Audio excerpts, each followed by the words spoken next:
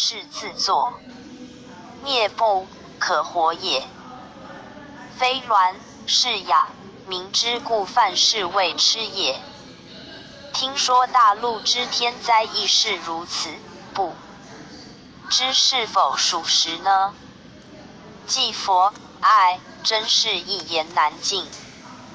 总之，大清算啦。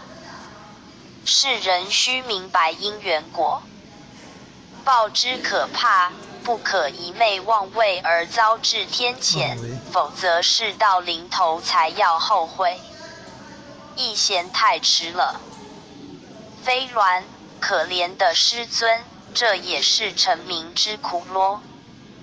祭佛都是树大招风所致也。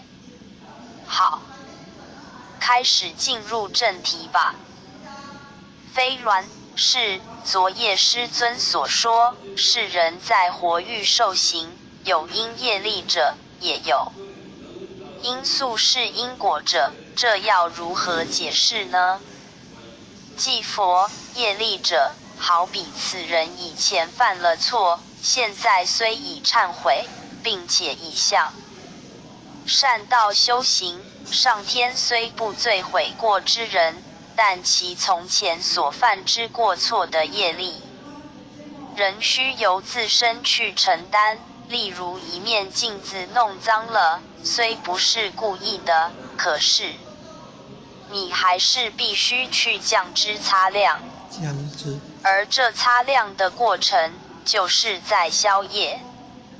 如若当时此人身上有冤业，也就是重修在为你们众生堂诸子办理与身上亡魂和解之事。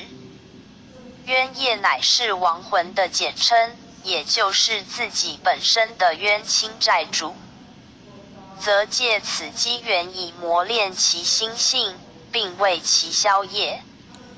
如若当时此人本身没有冤业，也就是没有亡魂附身，那么便将其生魂拘提至活欲受刑，以消除其所犯之过错的业力。